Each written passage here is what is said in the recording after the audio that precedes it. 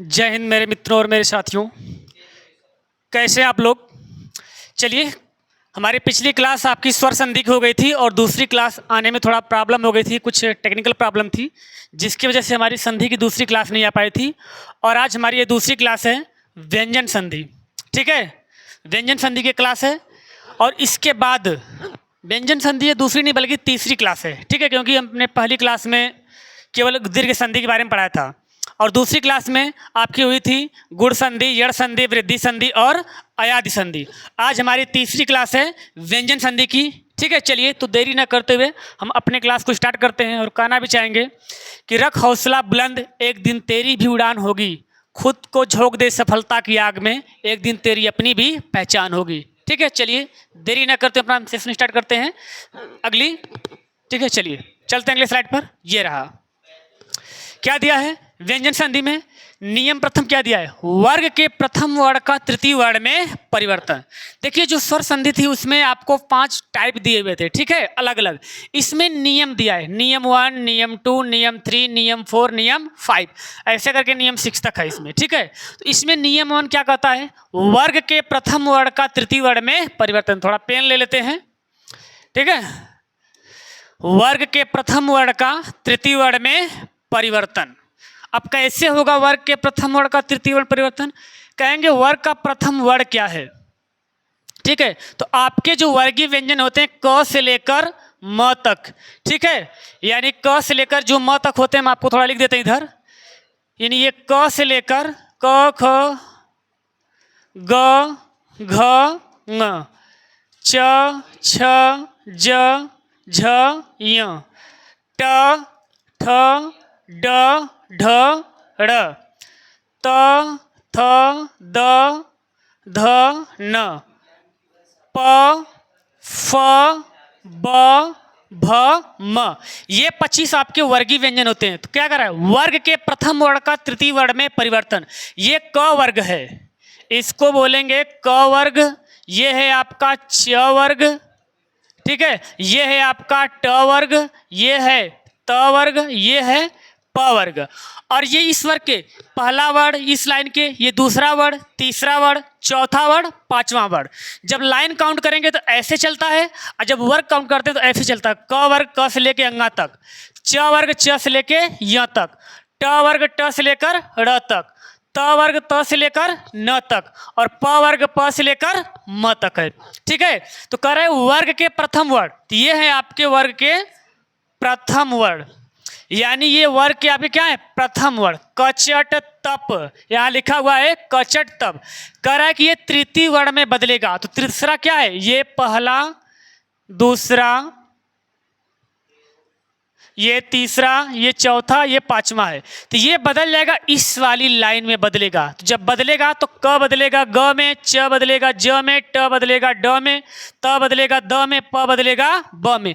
क्यों बदलेगा, इसके लिए कंडीशन क्या है कि यदि प्लस के पहले वर्ग का प्रथम वर्ण आए, या तो क, या तो च, या तो ट, या तो प, त, या तो प, तो ये अपने तीसरी में बदलेंगे। कब, या प्लस के बाद क्या, या तो कोई स्वर आए या किसी वर्ग का तीसरा चौथा, यानी तीसरा ये है चौथा ये है, मतलब ये वाले आ जाएं। ठीक है, प्लस के बाद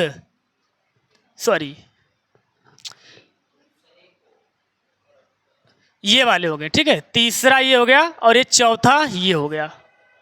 ठीक है, प्लस के बाद क्या चाहिए, या तो कोई स्वर आए, चाहे किसी वर्ग का तीसरा चौथा वर्ण, या यर लवह। जब ये कंडीशन आती है तो ये अपने ही लाइन के तीसरे में बदल जाते हैं। तो क बदलेगा ग में, च बदलेगा ज में, ट बदलेगा ड में, त बदलेगा द में और प बदलेगा ब में। चलिए, अब ये कुछ इनके एग्जाम्पल दिए हुए हैं, हम इनका संधि विच्छेद करते हैं। जैसे क्या बनेगा, दिगंबर का दिक प्लस अंबर, दिक प्लस अंबर। प्लस के पहले वर्ग का प्रथम वर्ण क आया और इसके बाद क्या आ गया, हमने कहा कोई स्वर, तो स्वर में अंग आ गया। ठीक है, तो क्या होगा, ये अपने ही लाइन के तीसरे में बदलेगा। तो जब क का तीसरा क्या होता है, ग। जब क आधा है तो ग भी आधा बनेगा, लेकिन साथ में स्वर है, लग जाएगा, क्या हो जाएगा, दिगंबर। उसी प्रकार वागीश क्या होगा, वाक प्लस ईस, वाक प्लस ईश, वागीश किसका पर्याय है? सरस्वती का। और दिगंबर किसको बोलते हैं? दिगंबर में क्या है आपका एक समास भी है। दिक मतलब दिशाएं, अंबर मतलब वस्त्र, अर्थात दिशाएं जिनका वस्त्र, यानी जैन धर्म के लोगों को दिगंबर कहा जाता है, क्योंकि दो था दिगंबर और श्वेतांबर। ठीक है, चलिए दिग्दर्शन क्या बनेगा? दिक प्लस दर्शन, प्लस के पहले का आया, अब प्लस के बाद क्या गया? कोई स्वर नहीं है। तीसरा या चौथा वर्ड है क्या? देखिए द चौथा है, त वर्ग में पहला दूसरा तीसरा आ गया, तो क्या बनेगा? दिग्दर्शन। अजंत, अच प्लस अंत, अच प्लस अंत। इसके बाद खडानन, षडानन क्या होगा? इसको देखिए, जब ये मूर्धन्य सब पहले होता है तो इसकी ख भी ध्वनि आती है, चाहे षडानन कहिए चाहे खडानन भी कहिए, उसे ख बोलते हैं। षटकोण नहीं खटकोण होता है। ठीक है, तो क्या पढ़ेंगे? सट मतलब 6 प्लस आनन। ठीक है, सट यानी खट प्लस आनन, आनन मतलब गर्दन या सिर होता है, सट मतलब 6 होता है, यानी 6 जिसके आनन। ठीक है, तो क्या हो गया? ट आया, ट अपने तीसरे में बदलेगा तो क्या हो जाएगा? यहाँ है ड, लेकिन इसके बाद क्या आया है? स्वर, तो क्या बन गया? सट खड़ानन। आगे चलते हैं, इसको आप लोग देख लीजिए ध्यान से। ठीक, आगे क्या है? उद्योग क्या बनेगा? उत प्लस योग, उत प्लस योग, प्लस के पहले आधा त और ये बदलेगा अपनी लाइन के तीसरे में द में, तो ये इसके बाद क्या ना चाहिए? या तो कोई स्वर या तीसरा चौथा, नहीं तो यर लवत क्या गया? य आ गया, तो क्या बन गया? उद्योग। इसके बाद ये है तत् प्लस रूप, क्या आया प्लस के बाद? र आया। ठीक है, सदानंद क्या बनेगा? सत प्लस आनंद। अवधि, अप प्लस धी, अप का मतलब होता है पानी, अब पानी का पर्याय है। धी मतलब धारण करने वाला, तो अपने अंदर पानी को धारण कौन करता है? स्टोर कौन करता है? कहेंगे समुद्र। तो अवधि किसका पर्याय है? समुद्र का। दिग्विजय, दिक प्लस विजय, प्लस के बाद क्या आया? वह आ गया, तो क्या बनेगा? दिग्विजय। दिक मतलब दिशाएं, विजय मतलब जीत होती है, यानी दिशाओं पर विजय पाना क्या कहलाता है? दिग्विजय कहलाता है। ठीक है, चलिए ये रहा आपका नियम नंबर अगला। अब चलते हैं अगले स्लाइड पर, और अगला नियम, दूसरा नियम क्या होगा? तो अगली स्लाइड हमारी क्या है? ठीक है, अगली स्लाइड, चलिए ये रही अगली स्लाइड। क्या है अगली स्लाइड भाई? ये रहा नियम 2, वर्ग के प्रथम वर्ण का पंचम वर्ण में परिवर्तन। वर्ग के प्रथम वर्ण का पंचम, वो था प्रथम वर्ण का तृतीय में, अब ये होगा पंचम। तो वर्ग का पंचम क्या होता है? अंगा य ड न म होता है। ठीक है, तो चलिए हम लिख देते हैं पंचम वर्ण कौन से होंगे। क का पंचम वर्ण क्या होता है? ये होता है अंगा। च का पंचम वर्ण य होता है। ट का पंचम वर्ण र होता है। त का पंचम वर्ण न होता है। और प का पंचम वर्ण आधा म होता है। अब ये कब बदलेंगे अपने लाइन के पांचवें में? कंडीशन क्या है? प्लस के पहले ये आए कचट तब, और प्लस के बाद क्या है? पंचम वर्ण आए। तो पंचम वर्ण देखिए उधर भी आएगा, लेकिन पंचम वर्ण आपको पता है या तो केवल न आएगा या तो म आएगा, क्योंकि हिंदी में शब्द की शुरुआत या तो न से होगी या तो म से होगी पंचम वर्ण में। बाकी अंगा या ड़ से शब्द की शुरुआत आपको नहीं मिलेगी। तो आना चाहिए पंचम वर्ण, लेकिन पंचम वर्ण में केवल न और म से शुरुआत वाले शब्द मिलते हैं। ठीक है, जैसे एग्जाम्पल क्या दिया है? वाक प्लस मात्र, वाक प्लस मात्र यानी क्या है? प्रथम वर्ण है वर्ग का, और इसके बाद क्या आ गया? पांचवा यानी म आ गया। तो ये अपने ही लाइन के पांचवें में बदलेगा। तो क का पांचवा क्या होता है? अंगा, तो क्या बनेगा? वांग मात्र। क्या बनेगा? वांग मात्र। ऐसे वांगमय भी होता है, वाक प्लस मय यानी वांगमय। सटमुख, ट है इसके बाद म गया, क्या बनेगा? अपने लाइन के पांचवें में, तो क्या हो गया? षडमुख। इसके बाद क्या है? जगत प्लस नाथ, त आया है इसके बाद न है, तो क्या बनेगा? त अपने पांचवें न में, तो जगन्नाथ। ठीक है, जगन्नाथ। इसका क्या बनेगा? अप प्लस मय, तो ये भी अपने पांचवें में बदलेगा, क्योंकि इसके बाद म है, तो क्या बनेगा? अम्मय। अम्मय कहेंगे। अम्मय क्या होता है? अप पानी का पर्याय, तो अप मतलब पानी, मय मतलब मग्न होता है, जैसे बोलते जल मग्न, तो जहां पर एक जगह इकट्ठा पानी हो जाता है, जैसे किसी गड्ढे किसी पोखरे में, तो बोलते अम्मय यानी जल का भंडार। ठीक है, चलिए उत प्लस नति, ये भी पांचवें में बदलेगा तो क्या बनेगा? उन्नति। ठीक है, ये रहा। ठीक, चलिए अगले नियम की तरफ बढ़ते हैं। अगला नियम क्या है हमारा? चलिए अगला नियम ये रहा, छ संबंधी नियम। छ संबंधी नियम क्या है? यदि प्लस के पहले कोई स्वर आ जाए, कोई भी स्वर, अब प्लस के बाद छ आए, क्या है? केवल छ और कुछ नहीं आना चाहिए प्लस के बाद, इसके पहले कोई भी स्वर आ सकता है, तो ये क्या होगा? ये छ आधे च और छ में बदल जाता है। कैसे? जरा एग्जाम्पल देखिए क्या दिया है। जग क्या है? छत्र प्लस छाया, छत्र प्लस छाया। तो देखिए प्लस के पहले हमने कहा कोई स्वर, तो आप कहेंगे त्र में त्र नहीं है, इस त्र में अ छिपा हुआ है, आपका स्वर अ छिपा है। अब प्लस के बाद क्या है? छ, तो जब ये मिलेगा तो क्या आ जाएगा इसके साथ? आधा च मिलेगा, तो क्या बनेगा? छत्र छाया। ठीक है, उसी प्रकार आच्छादन क्या होगा? आ प्लस छादन, आ प्लस छादन, प्लस के पहले कोई स्वर, इसके बाद छ आ गया, तो क्या बने आ जाएगा? आच्छादन। परिच्छेद का क्या होगा? परि प्लस छेद, क्या हो गया? परिच्छेद। विच्छेद का क्या होता है? वि प्लस छेद, यानी हो गया विच्छेद। ठीक है, इसके बाद अनु प्लस छेद, यानी इसमें देखिए प्लस के पहले क्या है? स्वर, उ स्वर, इसमें प्लस के पहले ई स्वर, इसमें प्लस के पहले ई स्वर, और इसके बाद देखिए सब छ छाया है, तो अपने साथ देखिए यहाँ पर च लेके आ गया है। ठीक है, चलिए आगे बढ़े अगले स्लाइड पर। चलिए ठीक है, और अगले नियम पर भी। ये रहा हमारा अगला नियम। क्या है अगला नियम भाई? नियम तीसरा तो हो गया, अभी चौथा नियम ये रहा, आधे त संबंधी नियम। अब आधे त संबंधी नियम क्या होता है? देखिए इसमें आपको कई मिलेंगे। त का आधे च में परिवर्तन आपको मिलेगा, फिर त का यहाँ ज में परिवर्तन है, फिर त का ड में है, फिर आगे त का ल में है। ऐसे त बदलता है, लेकिन किस कंडीशन बदलता है? जरा कंडीशन देखिएगा। क्या है कंडीशन? प्लस के पहले यदि आधा त है, अब प्लस के बाद क्या है? या तो च है या तो छ है, तो ऐसी कंडीशन में क्या होता है? ये आधा त आधे च में बदल जाता है। तो कैसे बदलेगा जरा देखिए। उत प्लस चारण, उत प्लस चारण, प्लस के पहले आधा त है, अब प्लस बाद क्या आ गया? च, तो देखिए यही आधा त, ये वाला च देखिए ये वाला है, और ये आधा त किसमें बदल गया? आधे च में बदल गया है। ठीक है, आगे देखें। जगत, जगत प्लस छाया, प्लस के पहले आधा त, अब बाद में क्या आ गया? छ, यही आधा त क्या बदल गया? आधे छ में। ठीक है, तो क्या हो गया? जगत छाया। इसके बाद देखिए नियम दूसरा, यदि प्लस के पहले आधा त, बाद में क्या है? ज या झ, तो ये आधे ज में बदल जाता है। कौन? ये आधा त, यही बदलता है। ठीक है, यही बदलता है। ठीक, तो चलिए देखिए, उत प्लस ज्वल, और ये आप उज्ज्वल की शुद्ध वर्तनी भी याद रखिएगा, एग्जाम में आपसे शुद्ध वर्तनी पूछता है उज्ज्वल कैसे लिखा जाता है, तो दोनों क्या होता है? ये देखिए यहाँ थोड़ा गलती होगी लिखने में। ठीक है, ये पूरा ज नहीं होना चाहिए, ये भी आधा ज ही है, हम इसको सही कर देते हैं।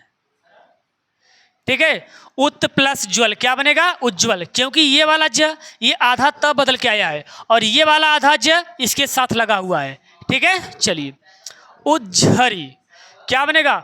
उत प्लस झर, ये इसका मतलब झाड़ी होता है।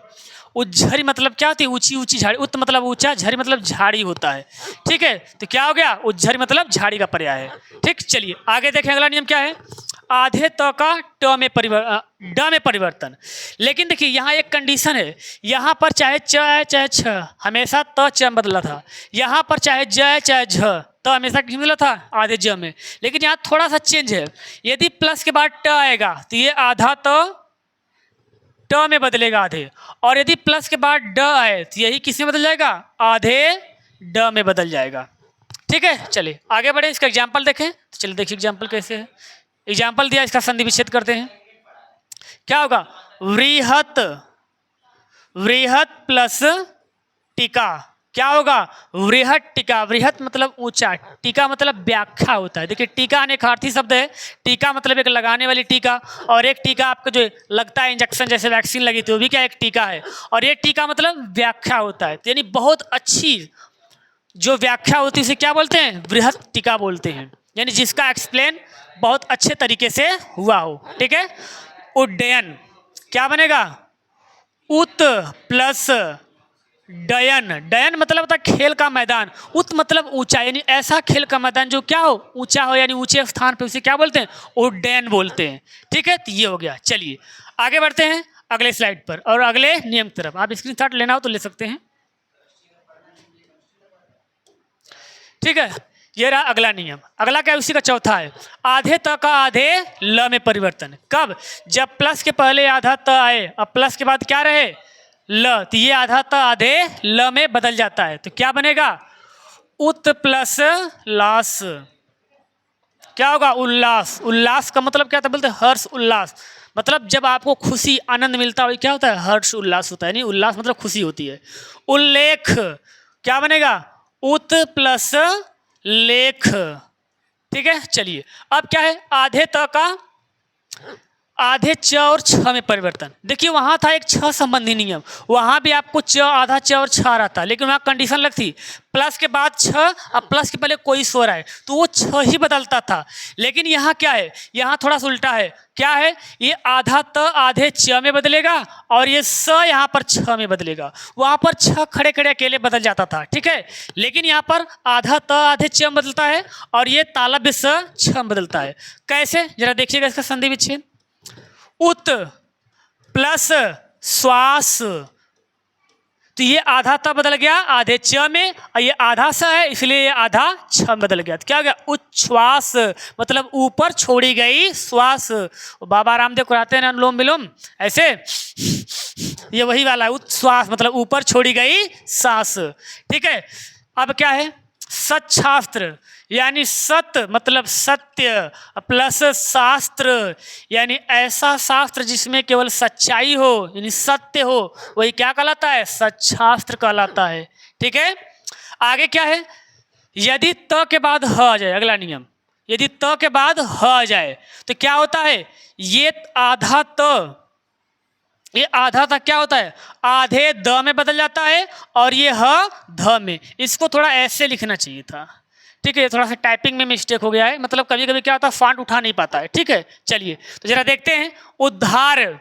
अब उद्धार आपका ऐसे होना चाहिए लेकिन इसमें ऐसे आ गया, चलिए कोई बात नहीं, हम लिख देते हैं। ठीक है, क्या होगा? उत प्लस हार, तो प्लस के पहले आधा त आ गया उसके बाद ह, तो क्या बनेगा? उद्धार।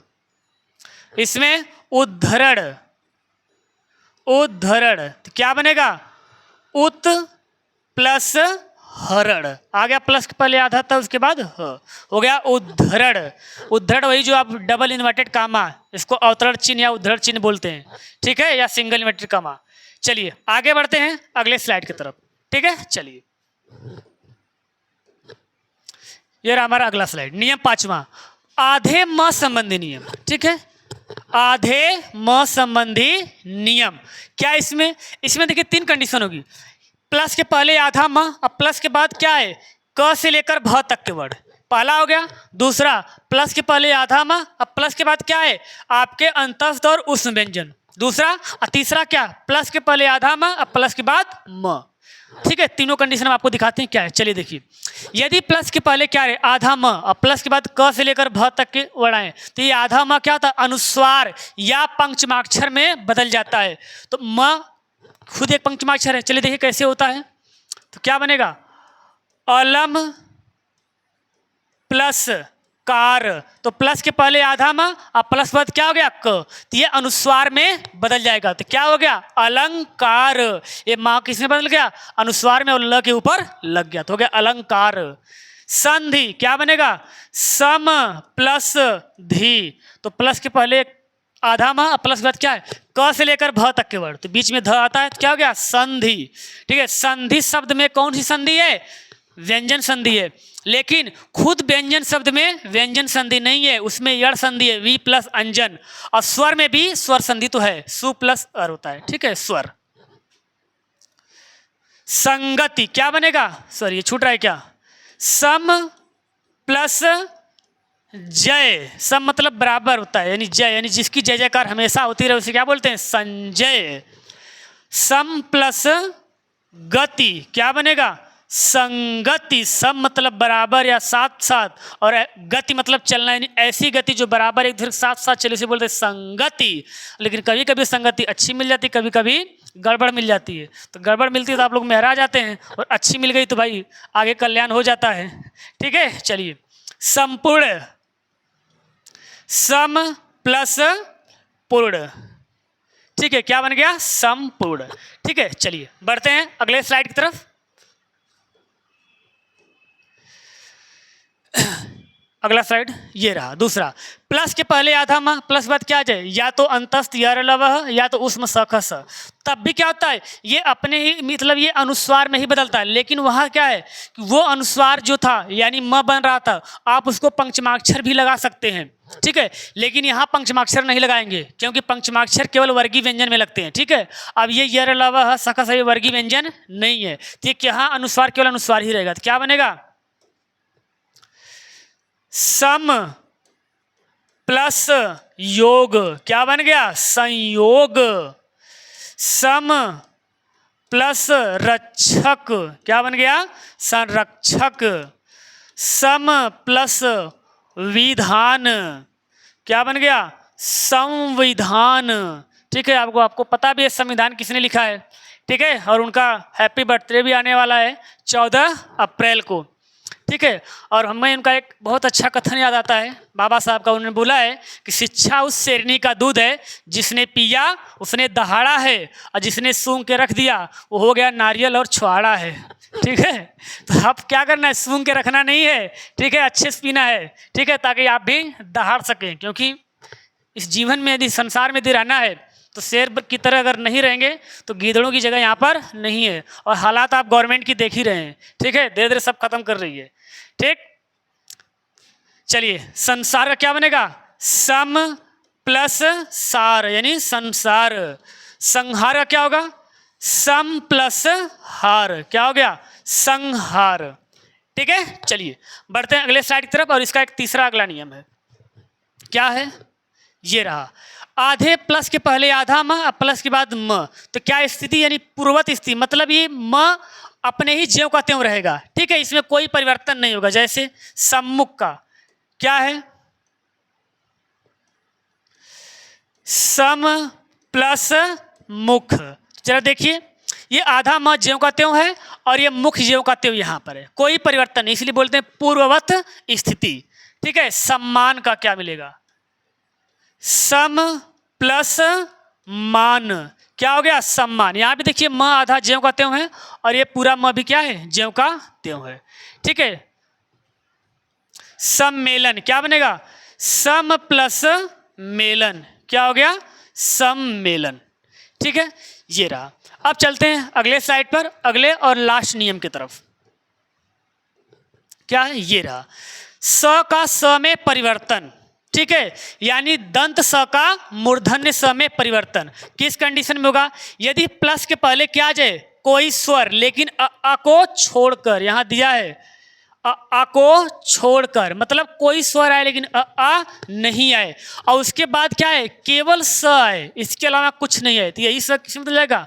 मूर्धन्य स में। तो कैसे? जरा देखिए, क्या बनेगा अभिषेक का? अभी प्लस सेक, सॉरी सेक लिख दिए क्या? अभी प्लस सेक।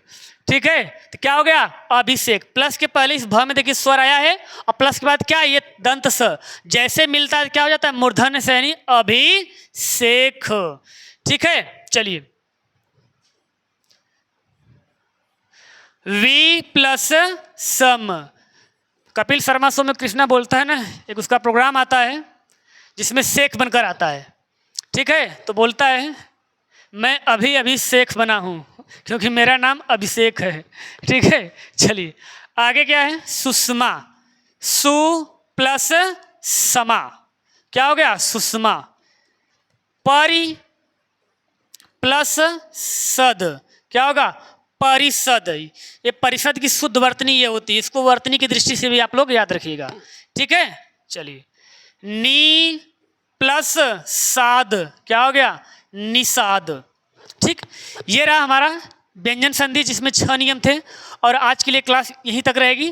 ठीक है, इसके बाद आपकी जो अगली क्लास होगी, तीसरी थी, शायद आपको जब थंबनेल पे आपने देखा होगा तो शायद वो दूसरा मिस्टेक हो गया था। ठीक है, तीसरी क्लास थी। चौथी क्लास है हमारी विसर्ग संधि की। ठीक है, विसर्ग संधि के बाद इसके बाद देखिए जो हमारी क्लास चल रही थ्योरी की, ये तो हमारी कंटिन्यू चलती रहेगी, लेकिन हम आप लोगों के लिए एक प्रैक्टिस क्लास भी लेकर आ रहे हैं। ठीक है, हिंदी और रीजनिंग दोनों का, जिसमें आपकी हिंदी के 10 क्वेश्चन रहेंगे, 10 क्वेश्चन रीजनिंग के, ये अलग अलग आपको मिलेंगे। तो साथ में हम चाह रहे हैं कि आप थ्योरी की भी क्लास थोड़ा बहुत आप लोग देखते रहिए, क्योंकि आपको अब रिवाइज ही करना है, क्योंकि अच्छे से पूरी पढ़ने के लिए आपके पास समय नहीं है। ठीक है, तो इसीलिए हम फास्ट भी पढ़ा रहे हैं, ताकि आपको ज़्यादा से ज़्यादा एग्जाम्पल भी दे रहे हैं, ताकि आप लोगों की अच्छी से प्रैक्टिस भी हो जाए। और एक प्रैक्टिस सेशन लेके आ रहे हैं, वेलकम टू हिंदी और वेलकम टू रीजनिंग। तो साथ में आप प्रैक्टिस भी करते रहिएगा। आज की क्लास इतना ही। ठीक है, धन्यवाद।